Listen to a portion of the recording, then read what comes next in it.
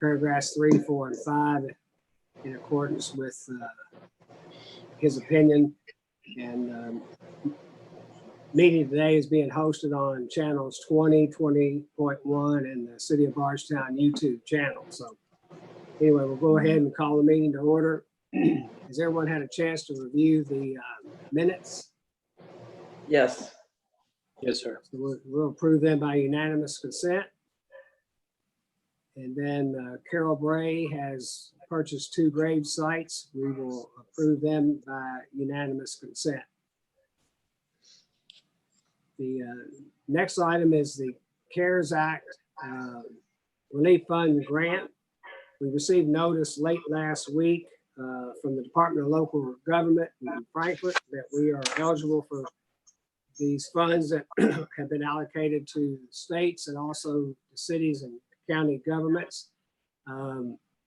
We have to pass this resolution in order to apply formally for these funds. So I would ask someone if they would please introduce resolution R 2020-03, and then we'll have our city attorney read this resolution.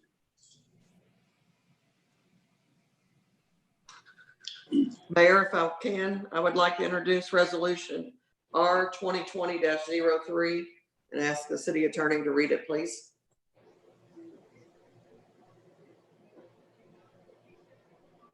Assuming she's on it.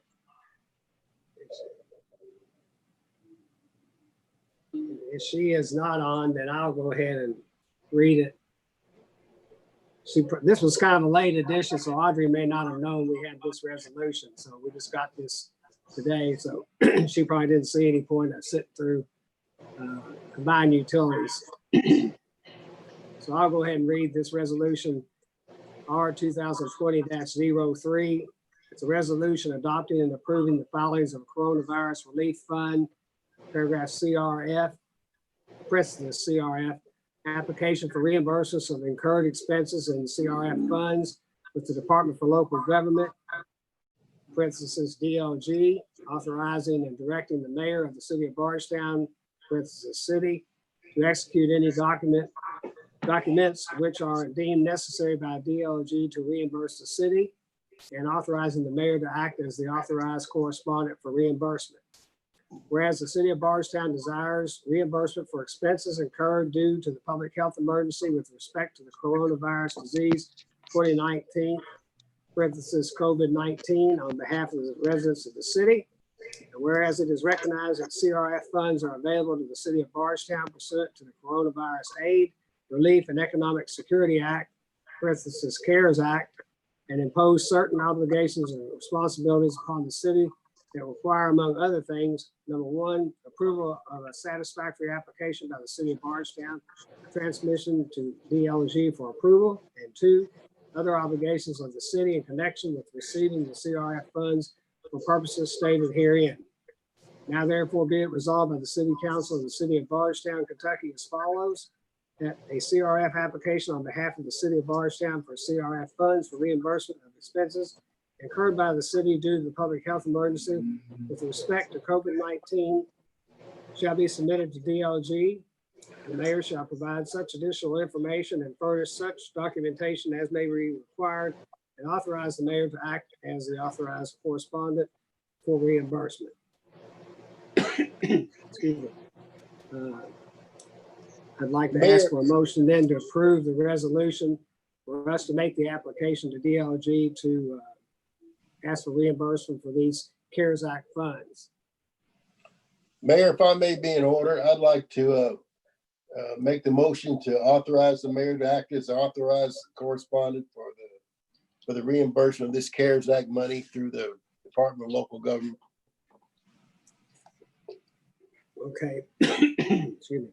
We have a motion by Councilman Shekels. Do I have a second? I'll second that, Mayor.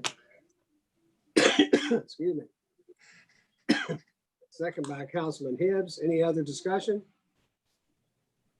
Excuse me, I'm having water went down the wrong pipe. All in favor say aye. I'll call you out. Starting with Councilman Hibbs. Aye. Councilman Shekels. Aye. I'm not sure, is Councilman Williams on yet? Aye. Thank you, Robert. Councilman Buckman, Aye. Aye. Councilman Woman Hart, Aye. and Councilman Dones. Aye. All right, thank you. Motion's carried.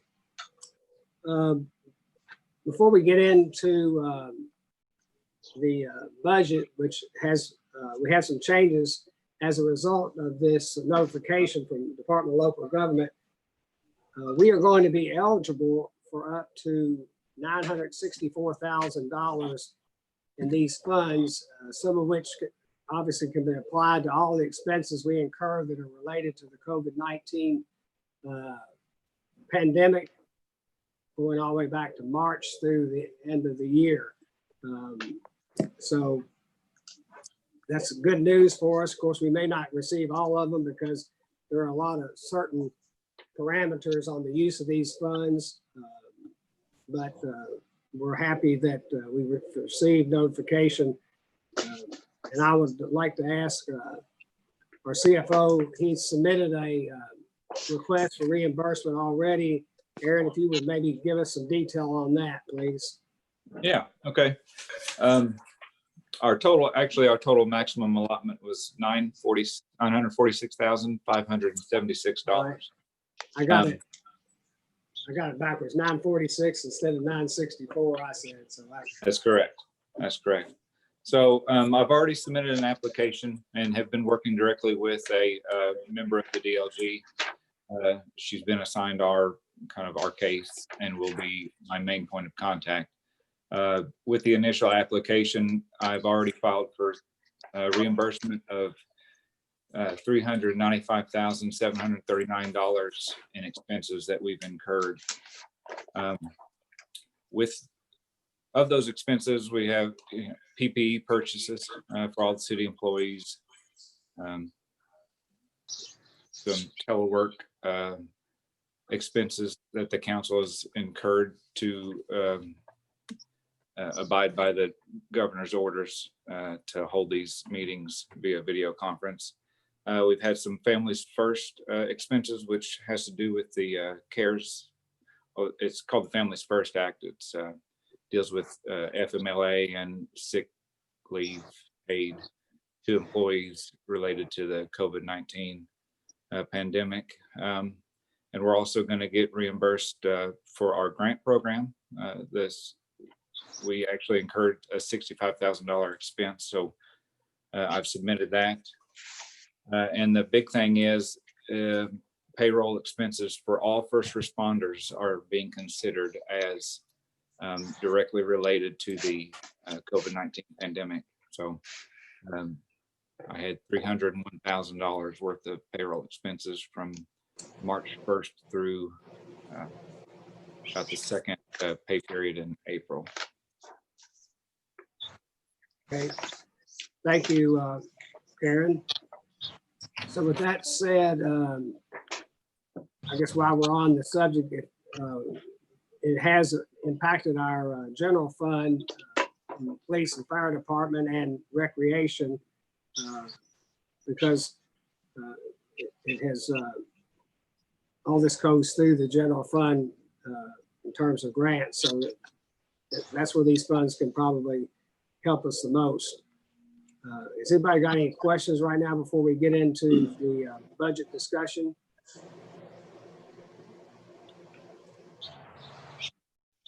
Okay, we wanted to give you all that update because it did impact in a positive way our budget work from last week. So if you'll notice, you definitely got all the combined utility information that we haven't discussed yet, but fire and police have had slight changes in their budgets from last week.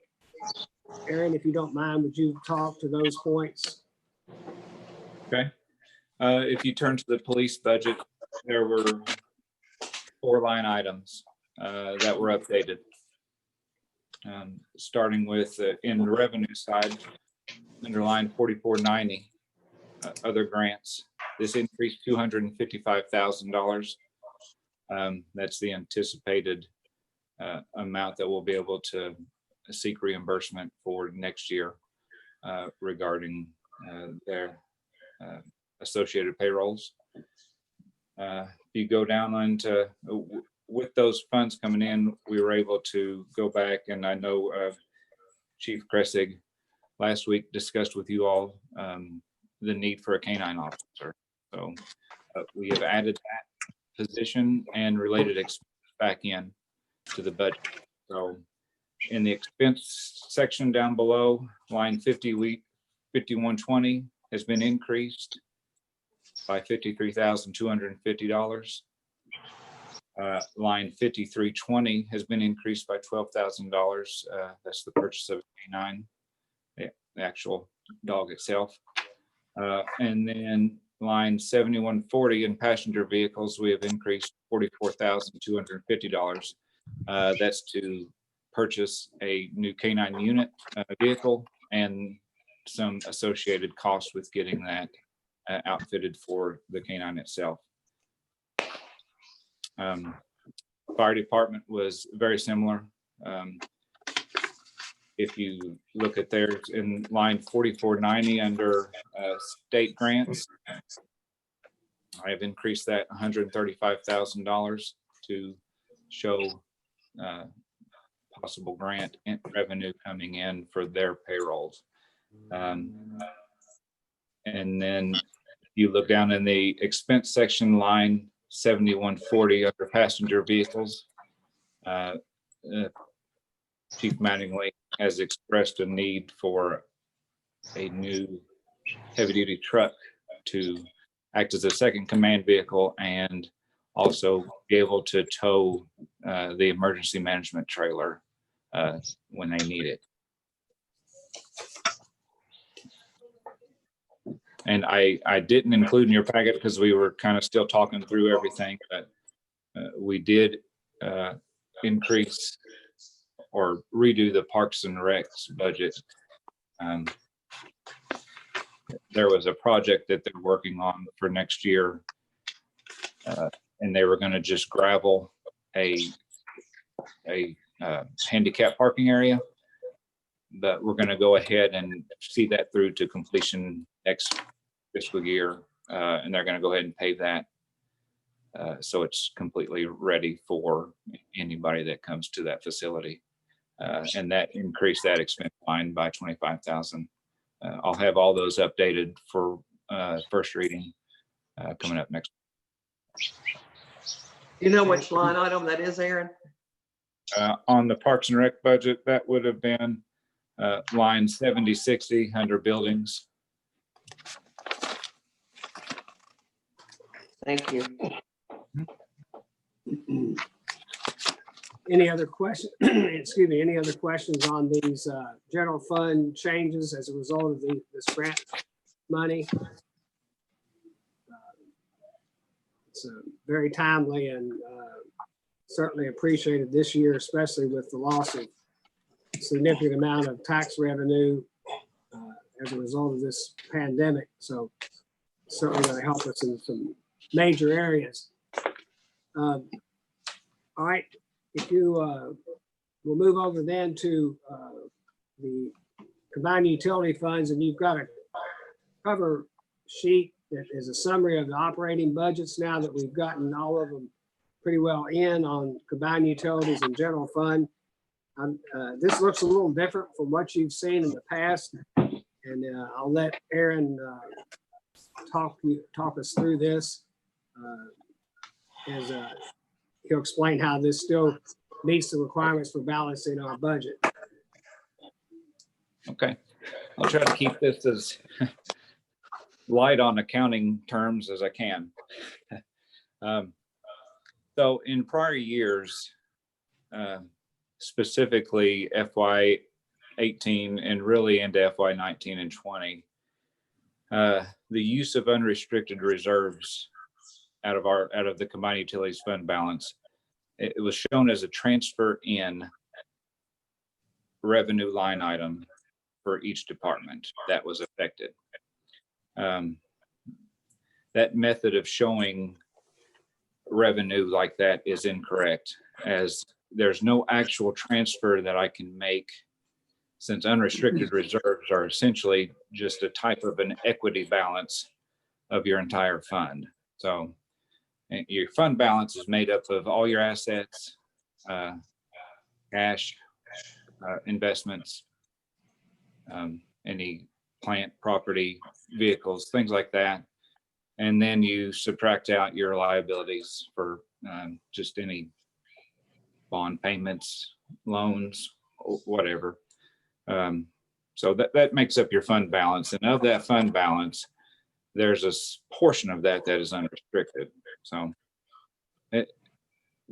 So I've changed the way that front page looks. And we'll just kind of go along, and I'll try to explain each one.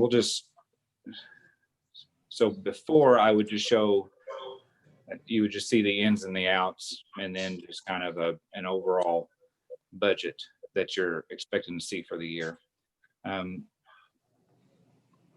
I've added an estimated beginning fund balance, so that I'm taking last year's audit, the FY19 audit, and I'm predicting kind of where we're going to end up at the end of this year. So under the general fund, you'll see the estimated beginning fund balance is 3.5 million. Of that total fund balance, 2.4 million there is listed as unassigned reserves. So then you go down through and you see each department, the ins and outs, and who's underwater, who's not. And then you got your final ending net revenue line of 300,000.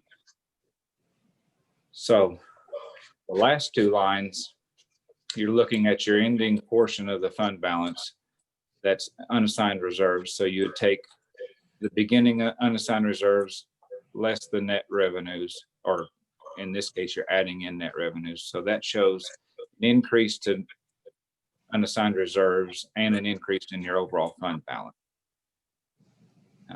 Before, again, in prior years, any change in your unrestricted reserve was being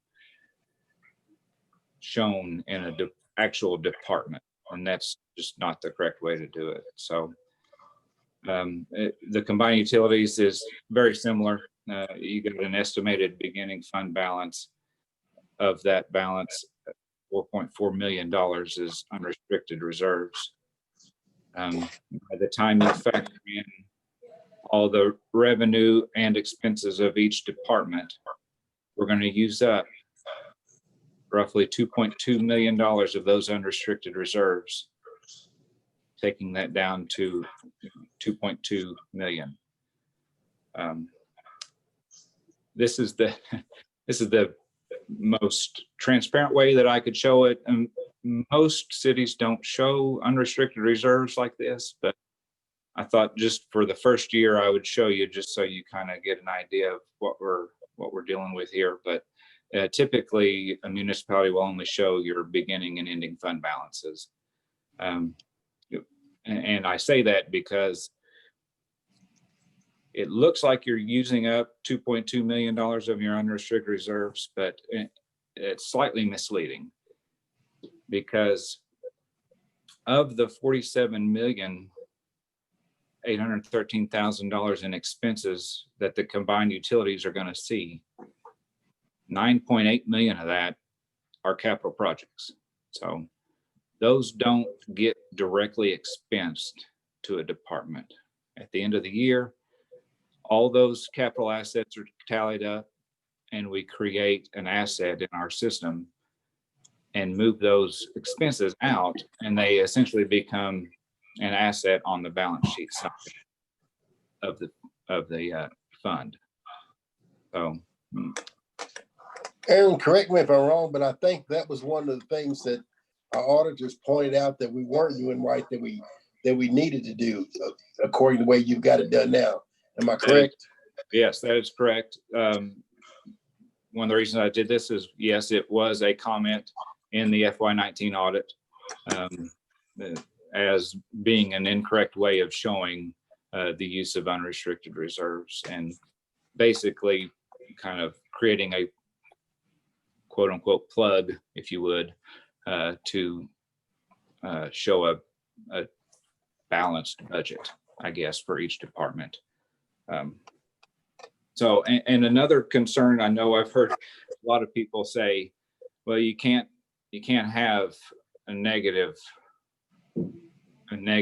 net revenue in a government. But with the rules and how it's written, we're allowed to not only count as revenue all income from sources, your service fees and anything like that. But you're also allowed to include the prior year's unrestricted reserve balance. So that's counted as revenue itself. So essentially, as long as you're not outspending your reserves, you're in a balanced position. So I hope that made sense. So that's where the difference in the unrestricted reserves, that difference in, Aaron, of a little over 2.2 million is going towards these capital projects that you mentioned earlier, correct? Definitely, yes, more than that. So we should actually, after they do the audit and they run all the numbers, we should actually increase probably our unrestricted reserve position, because again, most of the expenses, or 9.8 million of those expenses, are capital projects that would be moved off of the income statement. Most of those are being funded by KIA loans and grants, and the remaining part is these unrestricted reserves. Is that correct? That's correct, yes. Okay. So I wanted y'all to see that, because that's a different look than what you have been accustomed to the last 2 years on this summary page. So if no one has any more questions on that, we can move into the actual departments. If you do have a question, we'll certainly let you ask it. We want to move then into the electric department. Well, hey, let me just cover a couple of things again. I'm going to let the department heads, of course, discuss their particular budgets, but just going in, I want to just reiterate some high-level things that are affecting the entire organization as a whole. So as you run through each department, just know that overall we're implementing a 2.5% raise across the board for all employees. Our insurance costs this year are up significantly of what we're budgeting. This year I'm budgeting $1,323,500 in insurance costs over the entire organization. Of that 1.3 million, the combined utilities is seeing $777,500 of that expense.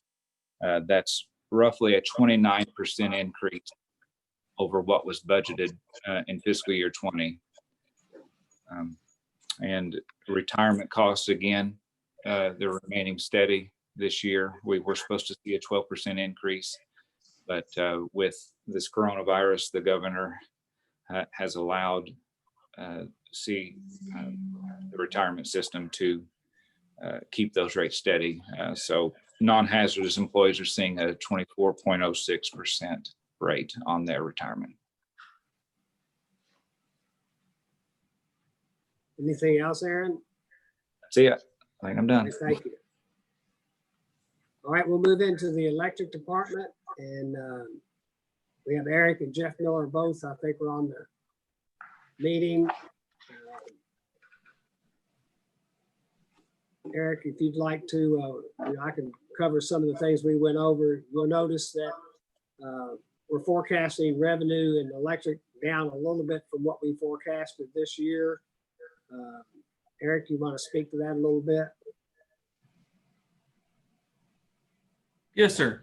Primarily, that is looking at some projections that we received from our Leidos, who does our electric forecasting. They looked at about a 10% reduction for the remaining of 2020, and then that would then increase back to close to normal for the remaining 6 months of the year. So that's what gave us our total of that 15.3 million in revenue based on those projections. Primarily, that's in our factories, residential and small commercial. We didn't see much of a decrease, but it's our factories that are projected to bring in that less than what we received this past year.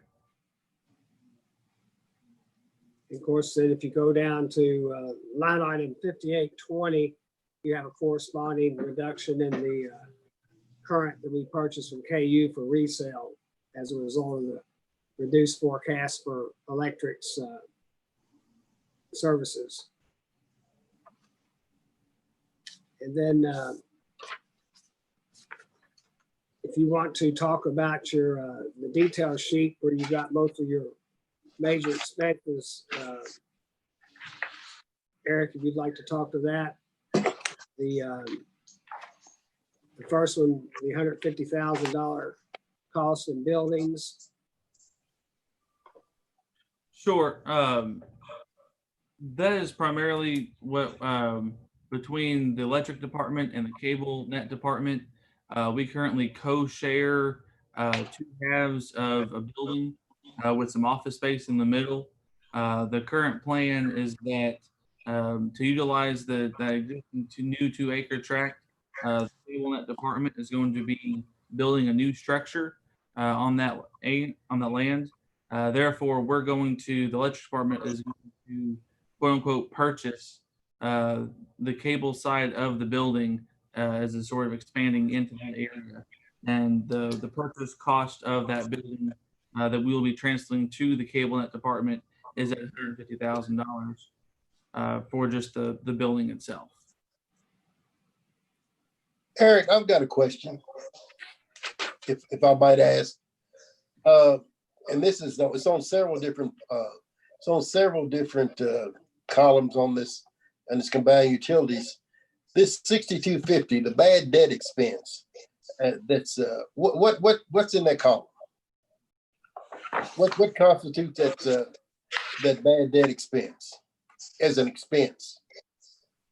That may be a good question for Aaron. My understanding is that that we try and collect from customers that do not pay, and at some point, though, it's sent to collection as a bad debt write-off. Is my understanding, but Aaron may be able to answer it better.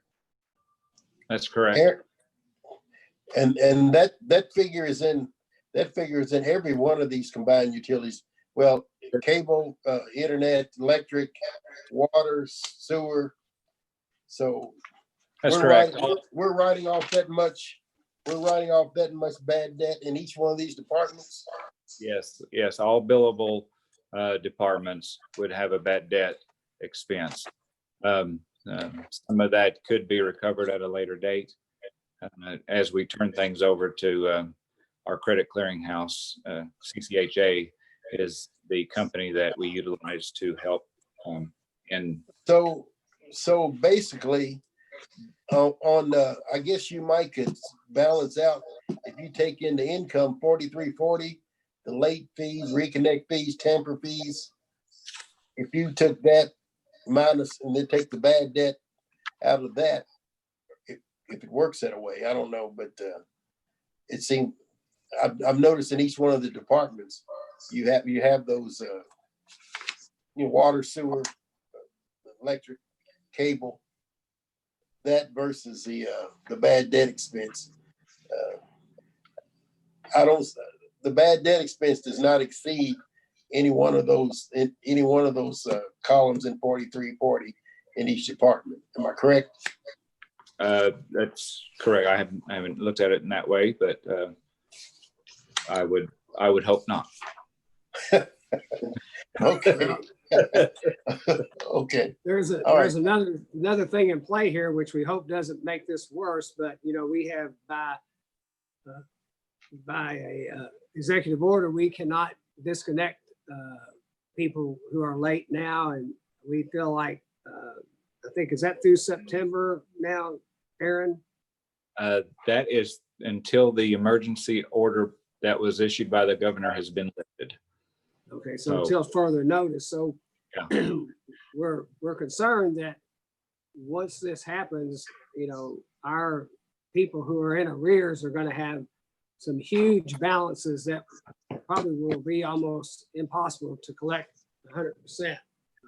We hope not, but, you know, some of those people struggle all the time on a monthly basis, and if you give them 3 months to 4 months longer, and they continue to not be able to pay their full charges, those amounts are just going to get even greater this year, this calendar year, or until this executive order is up. But so we're hopeful. Well, that I these see, numbers I see are- where you went from this year to, from last year to this year, you reduced that by about $10,000. So I guess that's taking into consideration what the mayor just said. That's correct. That's correct. It's an unknown. Just we're not sure how long this executive orders or the state of emergency is going to last. So I did reduce each department's projected revenue down some, but also just to ensure the council that understands we are watching delinquency rates. I've been tracking them ever since this started. And we saw a spike there last month, but it actually has, the delinquencies on both billing cycles has come significantly on the most recent billing cycles. So I think that, I guess, the stimulus money that people got was actually put to use for the things that it was hopeful to be used for. So I'll continue to monitor that, and I kind of keep the mayor and other department heads that are associated with that kind of in tune with what's happening, so we can kind of keep up with what's happening. And also, we can't do late fees or penalties, but we're still running a delinquent letter to all customers that are delinquent. We've just changed the verbiage of that to not say that we're going to charge fees, penalties, we're going to disconnect you at all. It's really just a reminder of that you owe this money. You have to pay this for a service that you've had. If they have trouble meeting that debt obligation to us, to give us a call, and we'll work out a payment plan or point them in a direction to get assistance from other organizations in the community. Aaron, Okay. is there a way to compare that number of where we are now to where we were this time last year to see if COVID-19 really affected that? I could look. I haven't gone back. There's quite a bit of data to look through, but I haven't gone back all the way a full year's worth of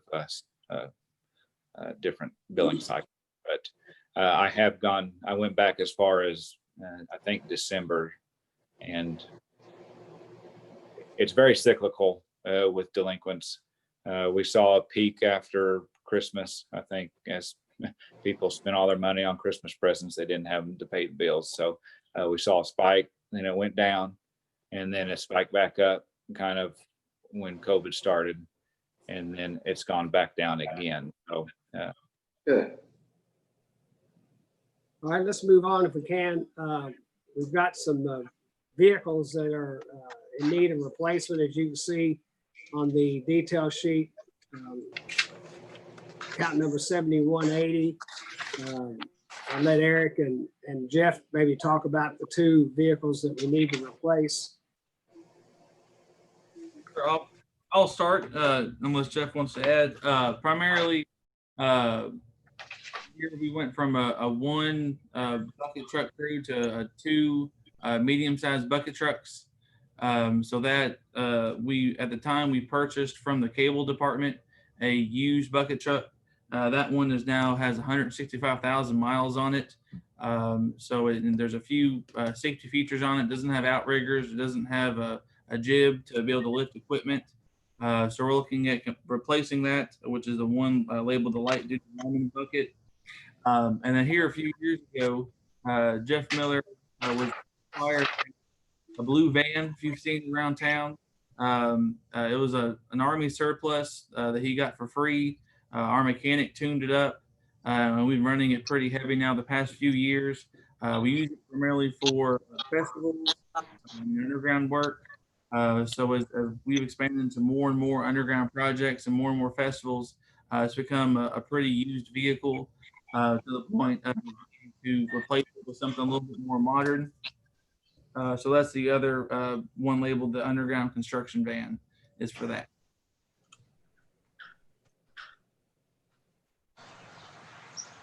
Right. Is there any other questions on either the detail sheet or any account numbers in the electric fund?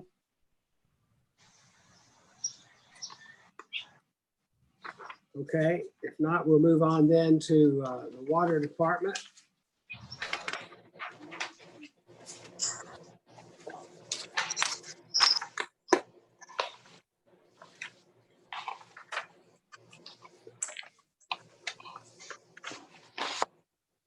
I guess I'll first ask the council if there's any specific questions regarding the water budget.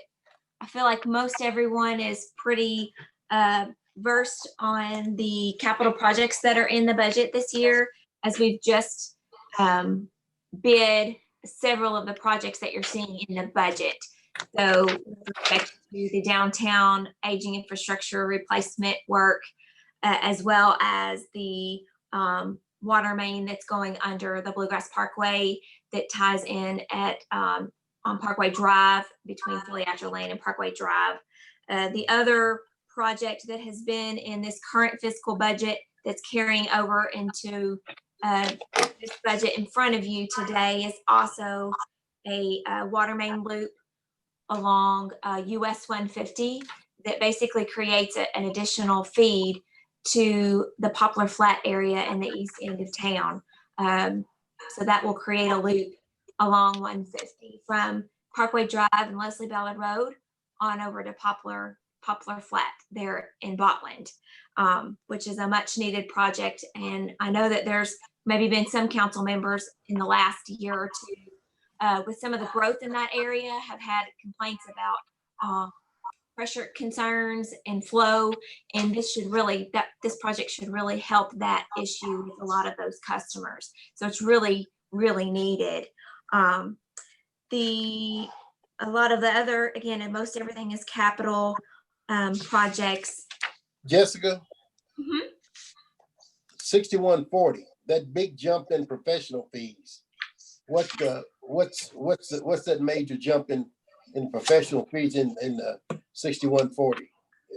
You may have something you've already explained in the past, but I couldn't recollect why there was such a big jump in that category this year. Gotcha. If you turn to the line item sheets for water, you can kind of see each thing outlined. So as you notice for both water and sewer, looking at our balance sheets, it is time to look at a rate study again. So you see money allocated for that. There's a continuation of design work for the 150 loop project. Again, there's some modeling in there. One item that's in there as well, actually two items. One is for a risk assessment and EMRP plan that we are required regulatory wise to have for both the water and the sewer departments. And that's required for all water and sewer utilities. And this is allocation 50,000 for water. You'll see that again in sewer for us to finalize and update those emergency response plans, risk assessment plans. And that's again due to some regulations that have changed and the level of detail that are required for those plans.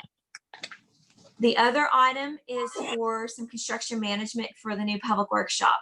So that's again a cost that I'm trying to get a service for project management to oversee the construction of that building.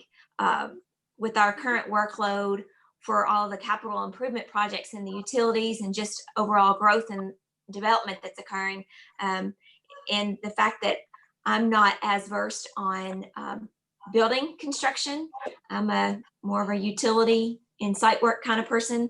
So that's why you see those professional services or that help in that department under that line item.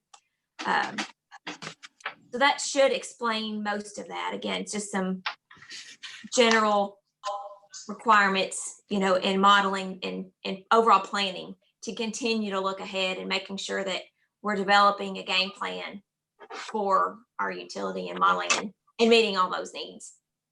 Okay, well, I didn't see I didn't see anything on the detail sheet about it.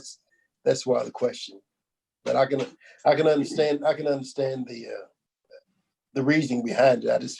It was just such a big jump. I just was curious. Jessica, I have one question, if you don't mind. Sure. On the water department side, on revenue, on water services, I see that it's staying pretty flat for fiscal year 20 to 21.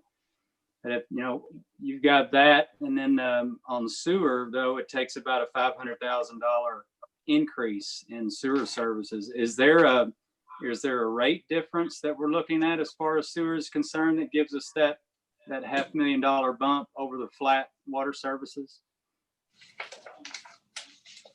I think some of the water services, again, we were trying to be conservative on the water services estimate. We've actually been setting a lot of meters. We're actually trending as of the end of April. I think we were at 128,000 already for the water connections. So generally, once you have your water connections, that's signaling new customer bases, So again, I think we're trending pretty well on that. And that's why we just went ahead and left it flat, and considering there might be some offset for some factories that maybe have slowed production or that might be slower starting back. So I think that's kind of being a little bit offset by a lot of the new home construction that we're still seeing and the new water meters that we're setting. As you get to sewer, I'd have to go back and look a little closer on our predicted sewer services, but that could have been just looking at the overall trend at where we are right now, and also somewhat correlated to the growth we're seeing right now. That would be my estimation or my guess. That's correct. On the water, we're trending, as of the end of April, you're trending right at $4.62 million in revenues on water. So that 4.65 is just kind of a slight bump up from that. Okay, thank you. And that's the same, I think, also, David, in the trend in sewer is the same way. If you look at that 10-month average, that comes out to about that 4.3 million, identical. So we might have been a little underestimating that last year's budget. Yes, I would think that we underestimated the current fiscal year when we were creating the budget last year. We've had, so we were just trying to look at the trends. If you look at fiscal year 18 and 19 in sewer for services, it was hitting around that 4.26, 4.28 line, and we're proposing 4.35. So again, we're trending higher than that. And again, some of that's looking at the growth in distillery. So a little less maybe residential, and something that we may see water meter growth, but it's kind of being offset by other things. Okay, got you. Thank you. Mhm. Jessica, I got one question, if that's okay. Sure. Line item 4990 says transfer from enhancement. It's 500,000. Just didn't know if you explained kind of where that came from. The enhancement fund is the fund that we have when you got all new services like connection fees. There's a system development charge assessed, and that money goes into a separate enhancement fund to help pay for infrastructure that's needing upgrading or upsizing due to growth in the area, not necessarily because a system is aging out and needing replacing, just because it's deteriorating, but it's needing to be replaced due to that growth in the area. So that's kind of what that money in that system development fund is set aside for. And that 500,000 is being shown to help pull from that fund and that enhancement fund to help us pay for the capital improvement cost of that water line loop along US 150. Again, that's contributed to all the residential growth in that end of the community. Awesome. Thank you, Jessica. And Frankie, just as reference, we haven't reviewed those smaller funds quite yet. Okay. We're probably going to just talk about those when we go to first reading, but I will detail out the sewer enhancement fund. As of right now, we've got about $672,000 sitting in that fund. Awesome. Sorry for my ignorance there. Just trying to wrap my head around all this. You're fine. No No, problem. you're good. As you can see, water has a number of capital projects we got to work on this year. Several were carried over from this current fiscal year, but it looks like they will not carry over again. It looks like we'll be getting to the actual construction of most, if not all of these. Is that correct, Jessica? That's the go plan most. Again, I'm trying to finalize and get easements for this 150 loop. That always takes a little bit of time. And I feel like between Dylan and I, we're usually pulled in several directions. So I keep constantly trying to go back to those. But again, I don't want to bug people. So I'm trying to wait appropriate amount of time before I follow back up with them. But yes, everything else other than that project is pretty much in the hopper or under design or finalizing design. And that one's almost ready to go to Division of Water, that project. Okay. Thank you. Any other questions of Jessica on the water budget? If not, then we'll move on into the sewer budget as well, which is Jessica. So does anyone have any questions on that or the detail related to that?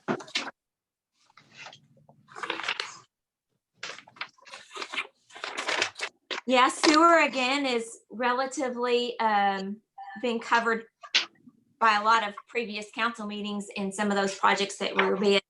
The biggest line items that you're seeing in here are capital improvement projects, and they're projects that have been in the works for years. For instance, the biggest one is the Rowan Creek Trunk Sewer Project, which was hitting at about 4.4 million. So that's a huge number that you're seeing. And again, everybody should be pretty familiar with that project. Some other projects that you're seeing in the budget that maybe you haven't heard about or are as familiar with, and those are some pump station upgrades that we're needing.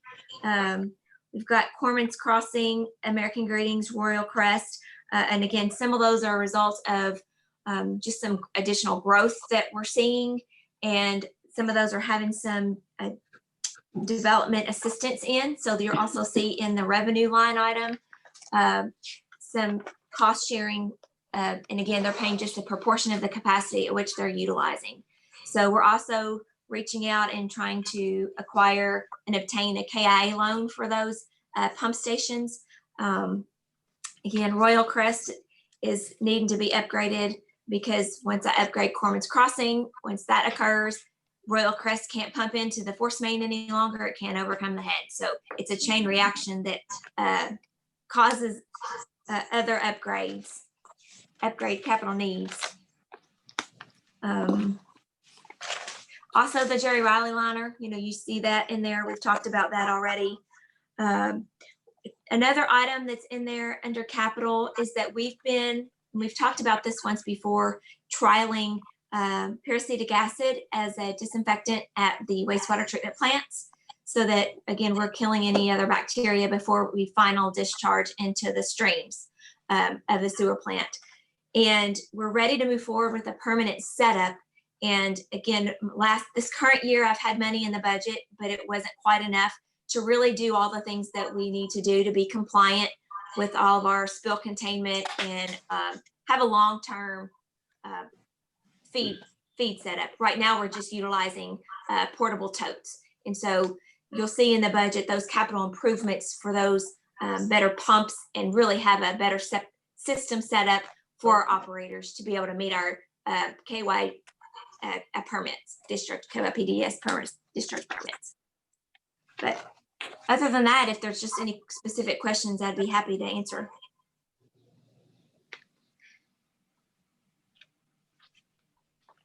Okay. Nothing else on sewer, then we'll move on into garbage. All right. Garbage. You can see the garbage is pretty tight this year. We'll be looking at, again, rates. I don't think we've had a rate increase in garbage in quite some time. So we'll be kind of revisiting all of our expenses. But if you go to the line items or capital expenditures under the garbage, that should explain most of that. Again, water, sewer, street, and garbage are all sharing in the cost of the new public works shop that we're constructing this fiscal year. There is a new garbage truck in the budget, as well as a chipper truck. So those are, again, just some items that are needed in order for us to continue to provide service to our customers.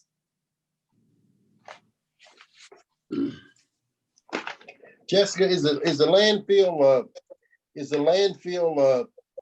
expense in the contract services 5660? Is that the landfill expense? 5660? Yes. It Yes. is. Okay. Thanks, Aaron. It ranges between $30,000 and $40,000 a month.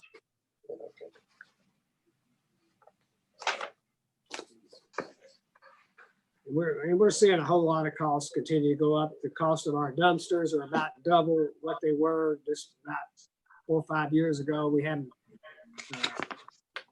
really raised our monthly rates for many years. So we may have to take a look at them after the first of the year just to see where we stand. I've got Ben looking into some of those costs, but dumpsters that used to cost $800 a month, $800 to purchase, and now $1,600, that sort of thing. We're still basically charging rates we charged several years ago for that.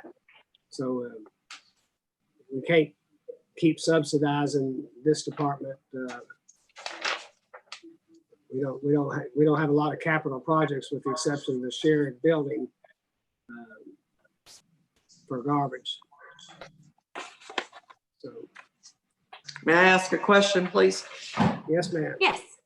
On the garbage, and I emailed Aaron about this and he explained it, but under the income line item 4670, insurance recovery, that's actually coming out of the budget, is that correct? That's correct. Once you pointed that out, I did a little research and I see in FY19, I think it was the bulky item truck caught fire and we had an insurance claim.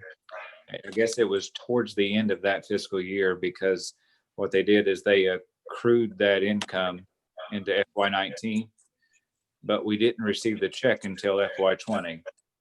So if you look at the revenue line under 430 actual, it shows income there. That's now been removed. So that should have been offset into an accounts receivable account to lower that because they had already accrued that revenue month before. So now for FY21, we're going to take 4670 down to zero. That takes total revenue to $1,578,000, and that leaves a net expenditure of $247,750.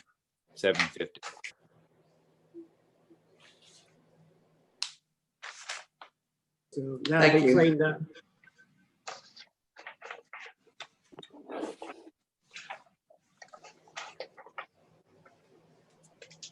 That will be cleaned up then when we get the final budget for the first reading. That's correct. All right, do we have any other questions of Jessica on garbage? Okay, if not, we'll move on then to cable net with Nahome.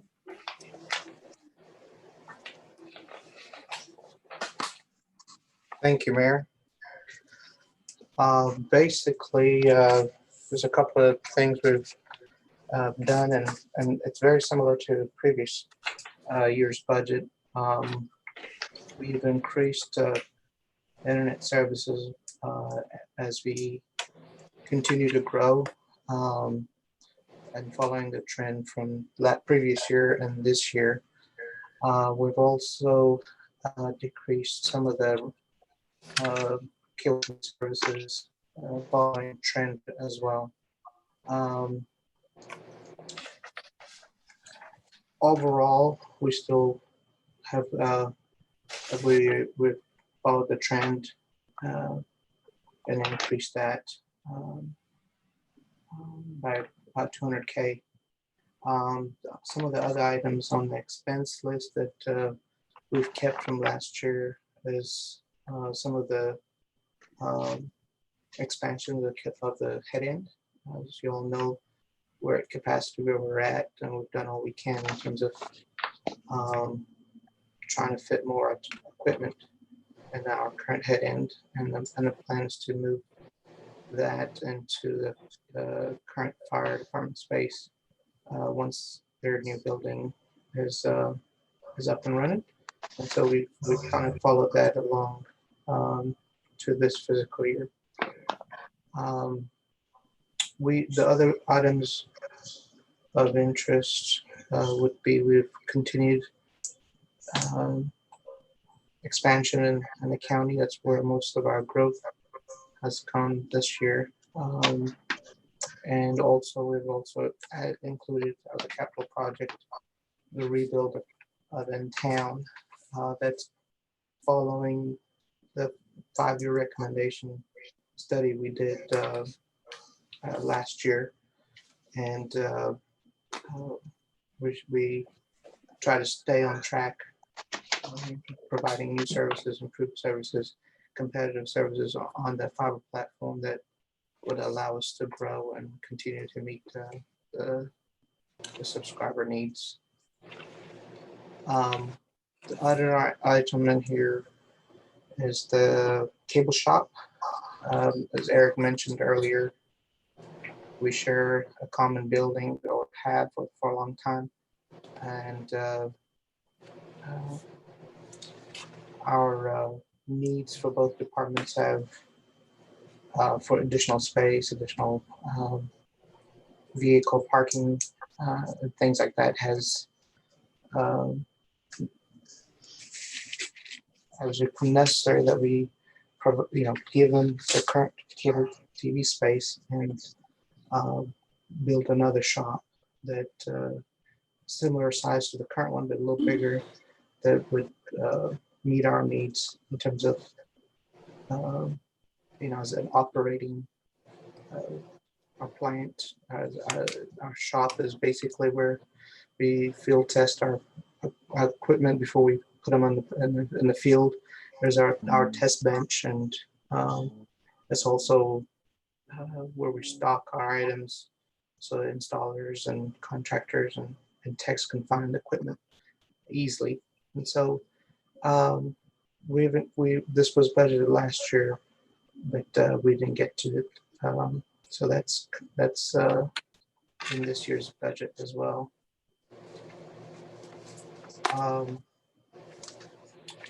We've also included personnel.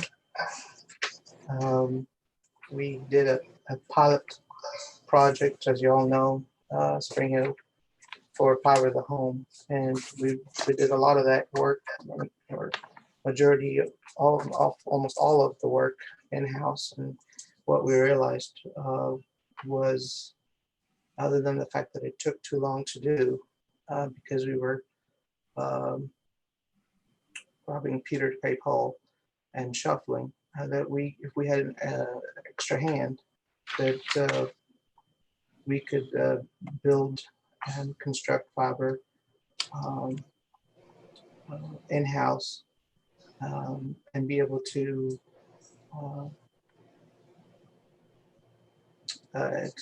do it faster, and be able to not only have the know-how, have how we've built it, but also be able to do it at less cost. And so currently we at capacity with work orders, repairs, preventive maintenance, locates, all these things that we have to account for.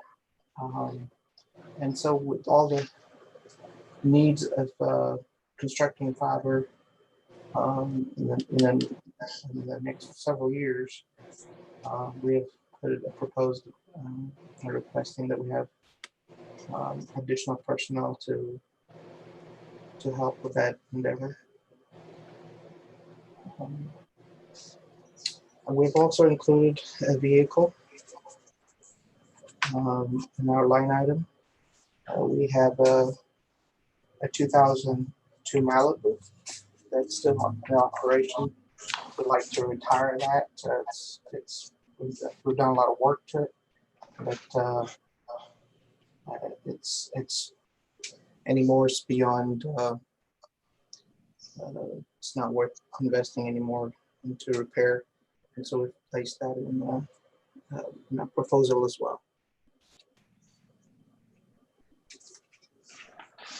Now, this may be a typographical error, possibly. Line item 7100 in your detail sheet, you've got a total of 2,500, but I think that should be 25,000. Am I correct? Line 7100 on your detail sheet. Yeah, on the total shows 2,500, but right above it, 25,000. Yeah, I think that's just a typographical. That's just a typo. Isn't that That's correct. Yes, that's correct. Now, in the same thing on 7180 with these trucks, I think you've replacing the installer track, and then also the Malibu. Impala, you want to straight, so you only got 30,000 in 7180 in your. Right, that's one of the items that got postponed for another year, and so instead of replacing both vehicles, we're planning to use the existing 2012 truck to replace the 2002 and use that for another budget year. So that total should be 30,000 instead of 60,000. Am I correct? That's correct. Okay, just a typo. Okay. And that's my error, Councilman Shekels. I told him I was going to update that, but I obviously forgot. So yes, that should be 35,000. Okay, no problem. I'm just going through the details over there. Okay. And on that new building, that will go up next to the kind of lean-to storage building that we have already built this year. And a lot of the materials and stuff that are kept on these cable and internet trucks are very expensive. And so they need to have more space to store those trucks inside in a safe manner, so that these materials that they use are not out in the elements and not could and are more safer stored too as well, besides the extra space they need. That's correct. It's hard to work out of a cold truck, and the cables bind together and freeze together. It makes it hard. All right, is there anyone have any other questions of the home on the cable net budget? All right, we're getting about to the end here. Cemetery, and not a large budget, but I think one thing we are, if you look down on 7220, that columbarium, is that the right way to pronounce that, Joe? Yes. We are we've been carrying that over for about 3 or 4 years each year. And we are going to push to have that built this year. You might speak to that about how much more demand we have for that type of facility out there than we had in the past. Gary, you want me to do this? Yes, that'd be good. Go Okay. ahead. Well, yeah, I think, Mayor, you actually confirmed it the other day too, with talking to a local cemetery, a funeral director, that, and Gary can answer these numbers, but I think our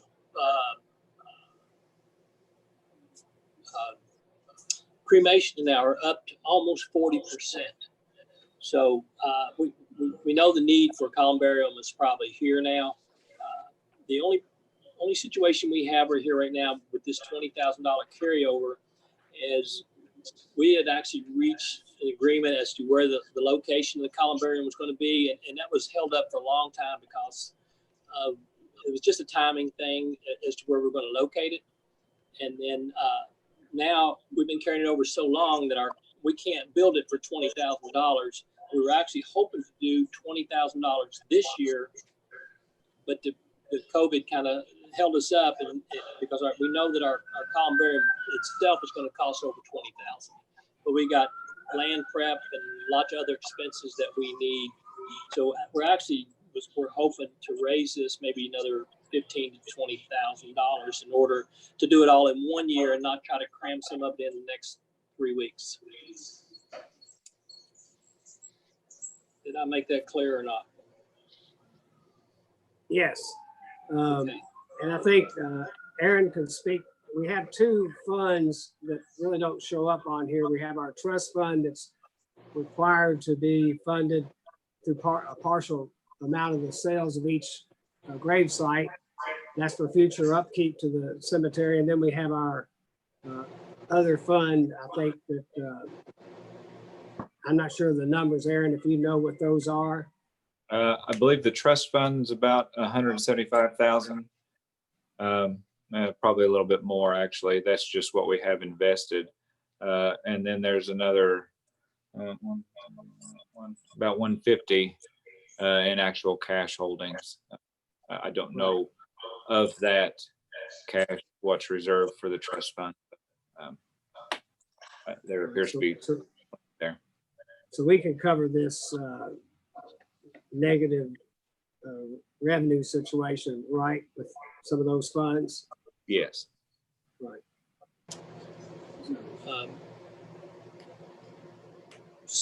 So I guess on line item 7220 though, we're going to need closer to $35,000 to $40,000 to do it complete. That would include all landscaping, demolition, new concrete, new steel, whatever it takes, to do this, site prep and so forth. We had planned on stretching it out over a 2-year period. So now, by not being able to do it this year, and if we want to do it all in 1 year, we're not going to have the funds to do it all at one time. If we need this 20,000 again, it'll take 2 years to get it done. So should we make that 40,000 to be and try to get it done in this next fiscal year? I think it's more realistic, sir. I do. So, All right, I'll update the budget then before first reading to show 7220 increasing to $40,000. That would take your net expenditure to a negative 53,893. And I'll double check and make sure we're on the up and up with funds as far as what's allocated to the trust and what's allocated just to the cemetery's overall budget. all right. Okay. If there are not any other questions, I don't have anything. And, we might, we hopefully may not run as much in that line 5660. We're trending at about 25,000 year to date in that line item. So maybe we won't spend that much next year. We might have an extra money that might end up coming from that we won't have to get into our cash that much to cover this columbarium. And the majority of 5660 is mowing services for those. Right. Well, I guess, yeah, that number probably jumps a little bit more in May and June, I guess. So Right. we'll see. All right, does anyone have any other questions? If not, only thing I would just want to, on the mayor's update is we just got one new case yesterday reported of COVID and 2 more today. Last week we had a total of 8 cases. That was the highest number that I think I've seen since this started. So we're starting to see the numbers kind of escalate a little faster than they have been. Obviously, last week we had our first death related to COVID. So out of the cases, now we still only have 1 that's hospitalized, 7 are quarantined, and I think 35 have recovered, but 3 just in the last 2 days. So we're up to 44 cases total so far. And outside of that, we've the mask sales have kind of slowed down, but we also have we distributed about 46,000 of those. And that's the joint city county effort and EMS. And we've also, thanks to our distilleries, been able to provide 700 gallons of sanitizer for free with that have gone out with these masks. So that's a great benefit to the businesses to have adequate masks and sanitizer. And the cities and the county and our first responders have all gotten a new shipment of sanitizer, compliments of Beam Suntory just this week. So they're taking good care of us in that regard. So other than that, thank you all. It's a good work session. A lot of work involved in trying to get this budget right, and we'll have a first reading and these corrections made and get that information to you before next Tuesday. If I could, then I'd ask for a motion to adjourn. So move, sir. A motion by Councilman Buckman. Is there a second? Second, Mayor. Second by Councilman Williams. All in favor, say aye. Aye. All opposed? Motion's carried. Thank you.